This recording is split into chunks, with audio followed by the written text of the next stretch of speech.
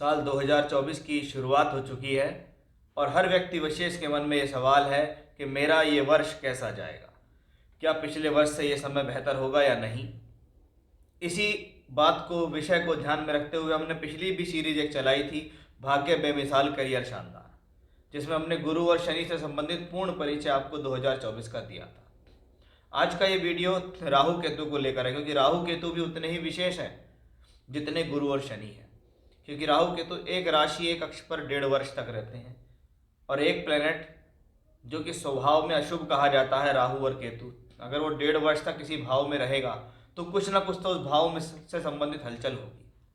उसी विषय को, उसी बात को ध्यान में रखते हुए राहु केतु का संपूर्ण परिचय 2024, राहु किस राशि में, किस भाव में, किन नक्षत्रों में गोचर करेंगे और उसका आपके जीवन पर क्या प्रभाव होगा, वो सब कुछ मैं आज आपको इस वीडियो में बताता हूँ। हमारा ये वीडियो कुंभ राशि के जातकों के लिए है।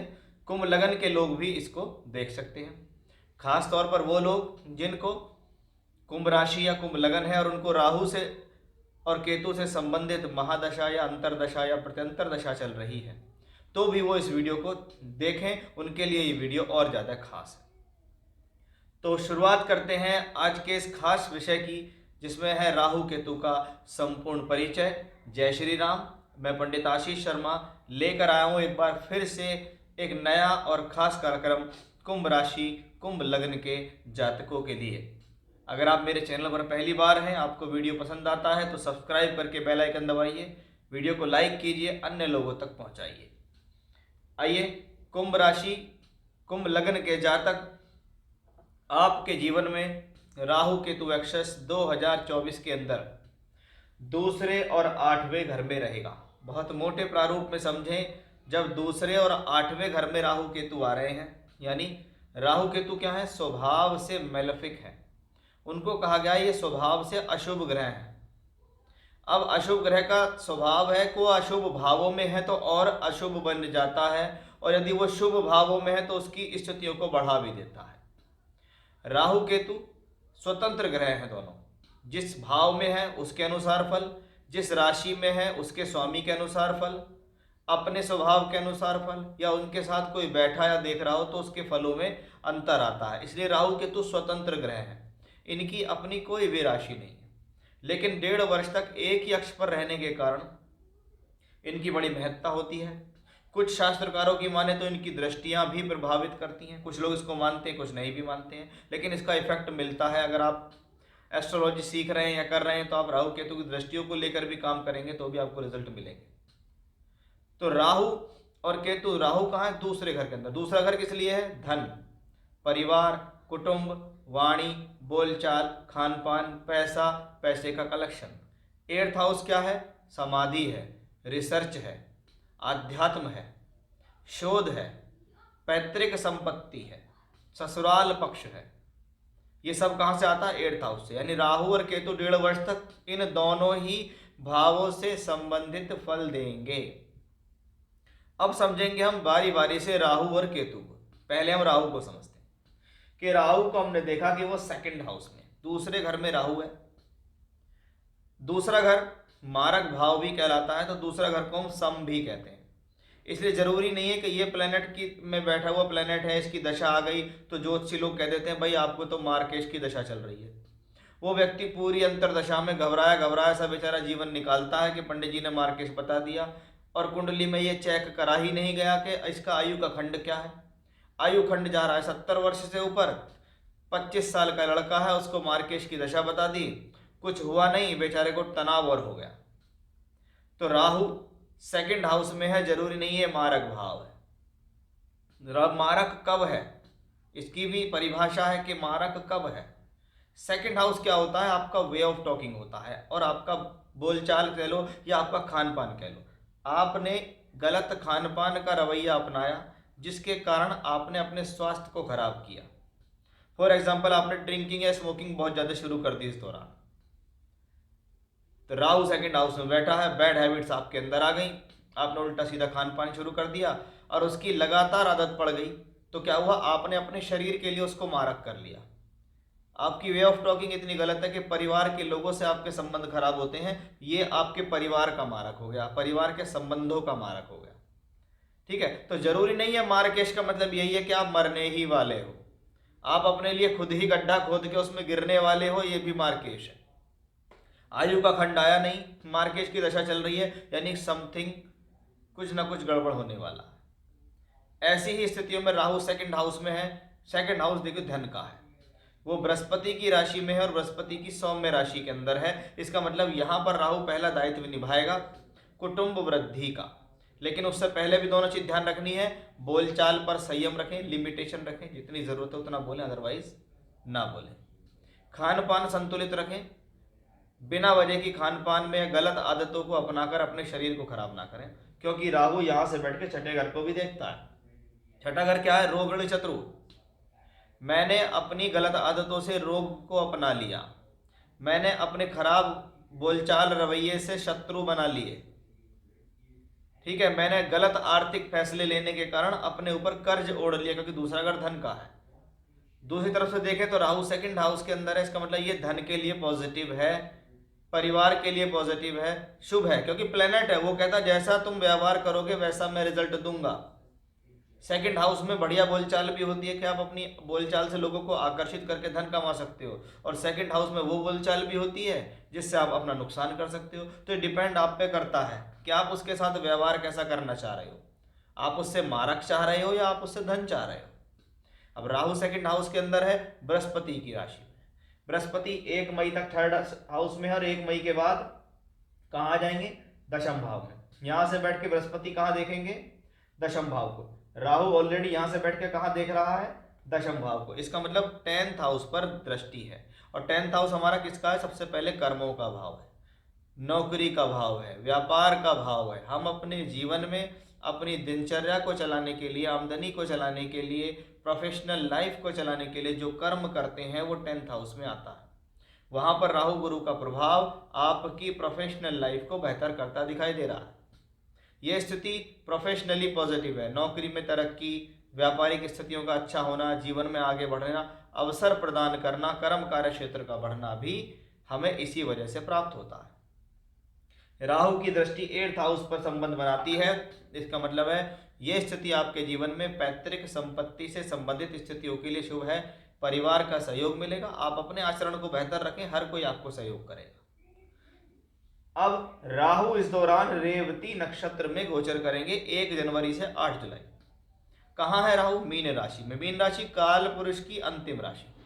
किस नक्षत्र में है? रेवती नक्षत्र में। रेवती नक्षत्र अंतिम नक्षत्र है, यानी दोनों ही प्लेनेट राशि नक्षत्र पूर्णता की तरफ जा रहे हैं। इसको कहते हैं पूर्णता का नक्षत्र, सफलता का नक्षत्र, किसी चीज को कंप्लीट करने का नक्षत्र है रेवती।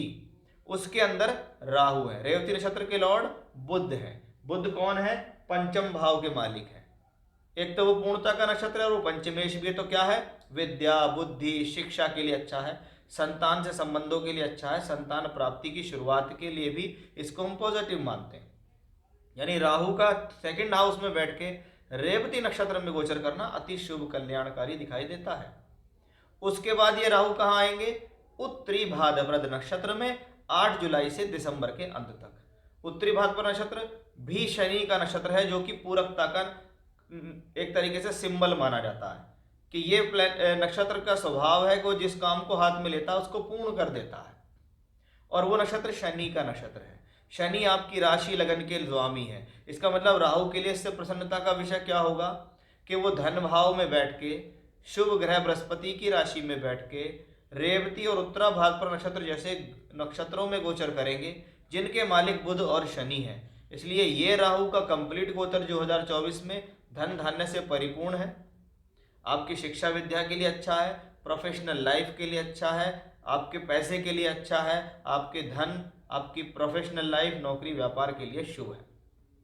यानी राहु को बिल्कुल क्लियरली मैंने आपको समझा दिया। बहुत बेहतर गोचर में राहु चल रहा है। अब बात करते हैं केतु की।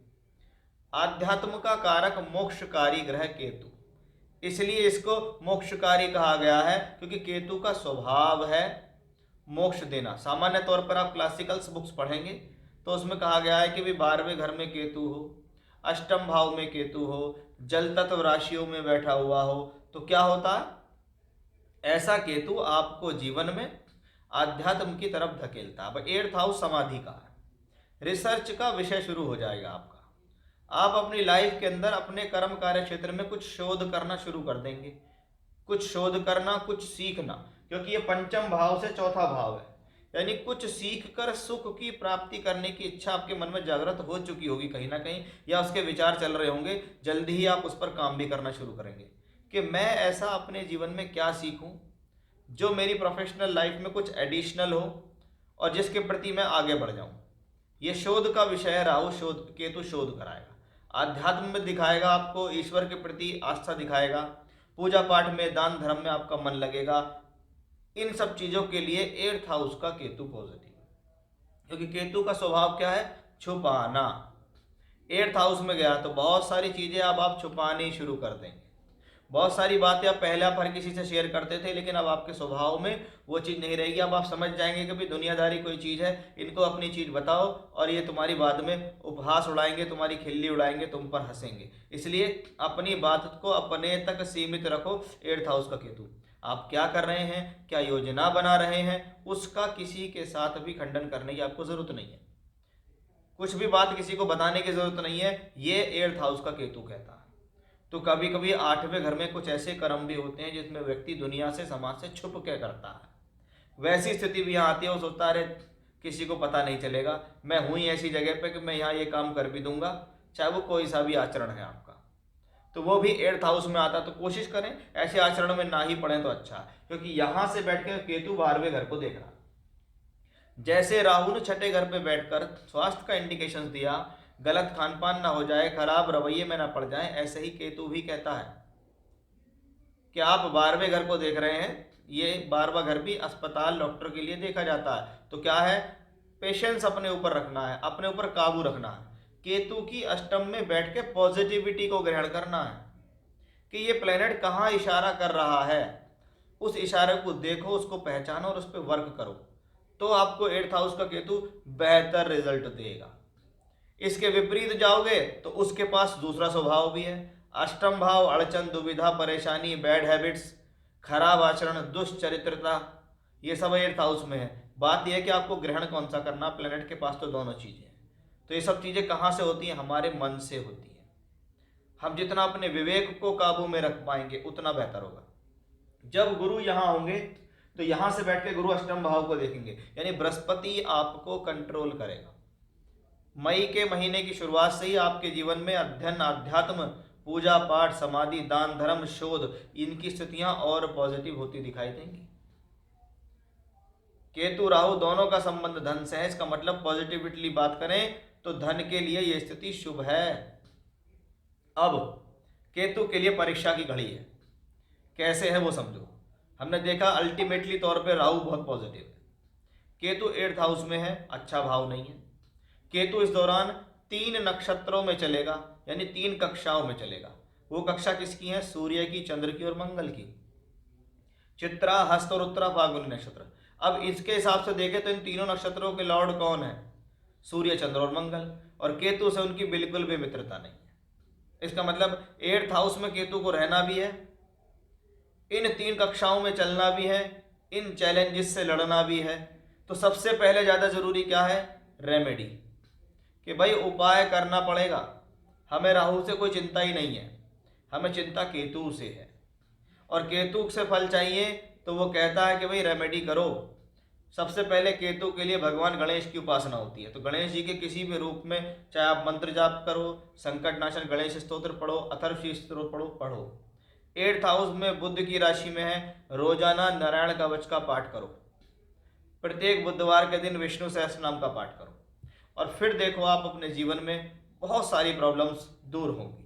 क्योंकि स्टेप बाय स्टेप देखें, 1 जनवरी से 4 मार्च ये चित्रा नक्षत्र में गोचर करेंगे। चित्रा नक्षत्र मंगल का नक्षत्र है। अब मंगल आपके लिए 10th लॉर्ड है, तो कर्म कार्य क्षेत्र के लिए तो ठीक है, लेकिन क्रोध देगा ये, क्योंकि मंगल केतु की युति एग्रेशन देती है। फिर आएगा चंद्रमा का नक्षत्र 4 मार्च से 9 सितंबर। चंद्रमा 6th लॉर्ड है, और केतु चंद्रमा के नक्षत्र में हो तो मानसिक अवसाद या आपको छोटी छोटी बातें इरिटेट करना शुरू कर देंगी। फिर वो सूर्य के नक्षत्र में आएगा, और सूर्य आत्मसम्मान का कारक है, तो आपको आत्मिक शांति नहीं मिल पाएगी। लेकिन भैया रिजल्ट तो हमें लेने, हम केतु को यहाँ से हटा कैसे देंगे? तो हमें हर्डल्स भी दूर करनी है, 8वें घर के पॉजिटिव रिजल्ट भी लेने हैं, तो भैया पूजा तो करनी पड़ेगी, क्योंकि राहु के लिए कोई प्रॉब्लम नहीं है, राहु तो स्वतंत्र है, तैयार है। अब इसमें भी एक बात है, मान लीजिए आपके पास आपकी कुंडली है, अगर आपको राहु से संबंधित दशा अंतर प्रत्यंतर चल रही है तो आपके लिए ये पॉजिटिव हो गया, क्योंकि सारा फोकस राहु पे चला गया, क्योंकि दशा में भी राहु आ गया और सेकंड हाउस में भी आ गया। लेकिन अगर आपको केतु से संबंधित दशांतर प्रत्यंतर चल रही है और आपका ये राशि या लगन कुंभ है, तो आपके लिए केतु ज़्यादा एक्टिव हो जाएगा, और जब केतु ज़्यादा एक्टिव हो जाएगा तो रेमेडी मैंने आपको बताई है, करनी पड़ेंगी, लाभ आपको अवश्य मिल जाएगा। तो ये था मायावी राहु मोक्षकारी केतु का गोचर 2024 में क्या क्या किस किस समय पे आपको देने वाला है, वो जानकारी मैंने आपको दी है। जय श्री राम।